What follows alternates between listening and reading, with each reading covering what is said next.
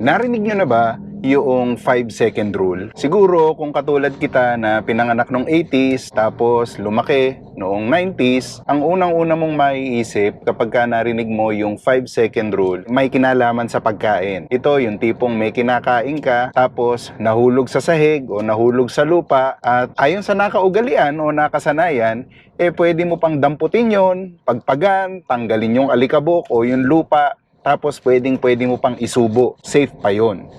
Yan ang 5-second rule na kinalakihan natin. Pero syempre, dahil tayo ay may channel na kung saan tumutulong tayo para ma-improve ang mental health ng mga tao, sabi nga makabawas sa stress na nararamdaman natin sa araw-araw, hindi tungkol sa pagkain, yung 5-second rule na tinutukoy ko. Itong 5-second rule na ito, sa totoo lang, ini-apply ko ito sa sarili ko, lalo na recently dahil meron tayong problema sa mga bagay na hindi natin natatapos o hindi natin nasisimulan, yung mga proyekto na dapat natin gawin. So nag-research ako at ito yung isa sa mga paraan na napansin ko at nakita ko na effective para sa akin. Kaya i-share ko sa inyo kung ano yung 5-second rule na kung gagawin natin ng consistent at gagawin natin araw-araw, maaaring malaki ang maitulong sa atin para ma-improve ang ating mental health. Pero bago natin gawin yan, syempre, magpapakilala muna ako. My name is Coach Maui. Alam ko, dun sa mga dati ko ng taga-suporta or dati ng mga nanonood dito sa channel, napakatagal bago ako nakapag-upload. Pero katulad ng sinabi ko, itong ituturo ko ngayong araw na ito,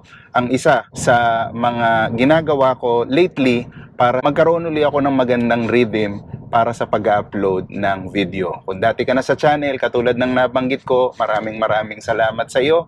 Kahit na hindi tayo nakapag-upload ng medyo matagal, nakita ko dumarami pa rin yung mga nagsasubscribe at saka mas dumarami yung mga nanonood sa channel natin. So maraming salamat sa inyo. At kung bago ka lang dito sa channel, natsambahan mo lang, tingnan mo, yung laman ng channel natin, mahilig tayong gumawa ng mga videos kung saan nag-a-attempt tayo, nagbibigay tayo ng mga tips, nagbibigay tayo ng mga saloobin natin para ma-improve ng bawat isa yung ating mga mental health.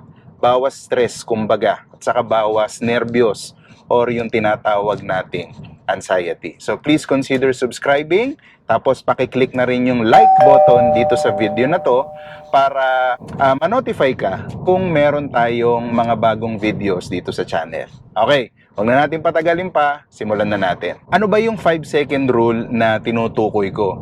Basically, yung 5-second rule ay binibigyan natin ng taning or ultimatum yung mga utak natin na gawin yung mga bagay na dapat ay ginagawa naman talaga natin. Okay? So, yan yung 5-second rule na yan. Para saan? Kasi alam mo, pag nagre-review tayo ng mga pinagmumulan ng ating mga stress, usually, on a bigger perspective, dalawang bagay lang. Okay? Number one, may mga bagay na nangyari na, tapos hindi ka pa rin makaget over, so stress na stress ka. And the second one is, may mga bagay na mangyayari pa lang at ina-anticipate mo na yung masamang resulta, kaya ka na i-stress. Ngayon, dun tayo magko-concentrate dun sa mga mangyayari pa lang. So, may mga bagay na kinakatakutan natin na mangyari, pero pag inisip natin ay hindi naman dapat natin kinatatakutan, lalo't lalo na pwede naman nating gawan ng paraan yung bagay na may kinalaman doon sa pwedeng mangyari sa hinaharap. Halimbawa, natatakot tayo na baka bumagsak tayo sa eskwela. Natatakot tayo kasi may exam or may quiz. Ano ba yung bagay na may control tayo doon sa exam at saka sa pagki-quiz? Di mag-aral ka na. Ano pang hinihintay mo? Bakit ayaw mong mag-aral o ayaw mong mag-review? Halimbawa, meron kang deadline sa opisina. Pag inisip mo, ano ba yung mga bagay na pwede mo nang gawin ngayon para makabawas dun sa workload, dun sa hinihintay natin na deadline sa opisina? Nakakadagdag kasi ng anxiety yan di ba? Yung mga bagay na hindi natin ginagawa kahit na alam naman natin na meron tayong 100% control dun sa mga bagay na pwede naman nating gawin para makatulong dun sa mga bagay na pwedeng mangyari sa hinaharap. Kung hindi man sa eskwela o hindi man sa trabaho, halimbawa sa bahay. Ngayon, tag-init, darating ang tag-ulan. Naalala mo, nung huling tag-ulan, may tulo sa bubong nyo, may tagas pag malakas ang ulan. So, ngayon, nagkakaroon ka ng unnecessary stress kasi iniisip mo, pagka dumating na naman ng tag-ulan, pag dumating ang La Nina, sunod-sunod ng bagyo, malamang bumaha na naman dito sa loob ng bahay ko. So, mai-stress ka na. Magkakaroon ka na ng mga unnecessary anxiety na kung tutuusin, pwede namang makabawas sa anxiety mo kung gawan mo na ng paraan yung tulo sa bubong nyo para kung dumating at dumating man ang panahon ng tag-ulan, hindi na magkakaroon ng leak o tagas yung bubong nyo papasok sa bahay nyo. Yan ang importansya nung tinatawag nating 5-second rule. It focuses on the things that we can do something about at dapat na nating gawin ngayon na. So, siguro iniisip mo, so paano po gagawin nyo, Coach Maui? Paano ba yung 5-second rule? Basically, ititrain mo lang yung utak mo na bibilang ka mula 5, 4, 3, 2, 1. Pagdating mo ng 1, gawin mo na yung dapat mong gawin. Huwag ka na magpatumpik-tumpik pa.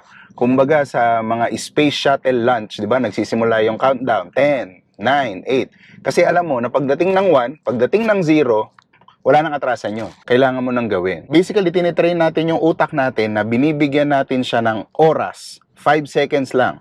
Wala nang iba pang choice yung utak at yung katawan natin. Kung hindi, gawin na yung mga dapat nating gawin para, sabi nga makabawas dun sa alalahanin natin sa future.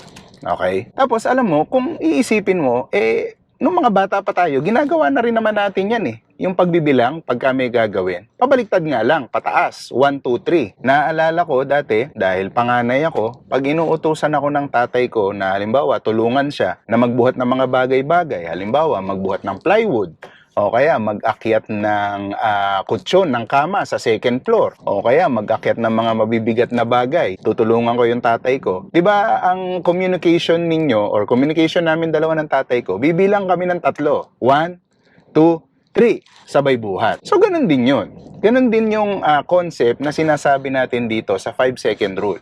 Ang binibigyang emphasis lang natin ay kinukondisyon natin yung utak natin kasi yung 1, 2, 3, basically, nandun ka na. Gagawin mo na talaga yung bagay. Humahanap ka lang ng buwelo. Yung 5-second move naman, humahanap ka pa rin ng buwelo pero kinukondisyon mo yung utak mo na para wala ng pagdududa at para hindi ka napigilan ng katamaran, kailangan ng kumilos yung utak mo, kailangan ng kumilos yung katawan mo para gawin kung ano man yung mga bagay na dapat mong gawin. So, yun lang. Sana, may natutunan ka kahit papano. Ako ay naniniwala, katulad nga nung sinabi ko, matagal tayong hindi nakapag-upload. Medyo maraming schedule, maraming nangyari. Gagawa na lang ako ng separate video para magkakwentuhan naman tayo kung ano bang ginawa ko at ano bang ginagawa ko nitong huling 6 or 7 buwan. And na-realize ko na itong paggawa ko ng mga videos natin, talaga namang na-enjoy it. Na-enjoy ko to dati. Yung nga lang talagang sabi nga dumami ng dumami yung mga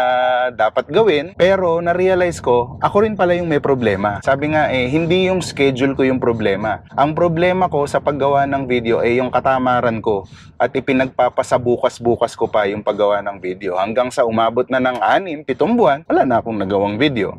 So katulad ng sinabi ko kanina, nag-research ako at ito yung isa sa mabisang paraan na effective sa akin, hopefully effective din sa inyo, para matanggal at makaiwas tayo sa mga katamaran at magawa natin yung mga bagay na dapat nating gawin doon sa araw na yon para sabi nga makatanggal tayo ng mga bagay na alalahanin. Hanggat pinipigil mo yung mga bagay-bagay na dapat mo namang gawin, hanggat ipinagpapasabukas, ipinagpapamamaya mo pa yung mga bagay na dapat mo namang gawin, nadadagdagan lang ng nadadagdagan yung anxiety na nararamdaman mo sa buhay mo. Yun lang, maraming salamat sa panonood. Sana may natutunan ka dito sa maikling video na to. Napakahalaga na practicein natin lahat ng sinasabi nating mga tips dito sa video na to, sa mga video na ginagawa natin dito sa channel.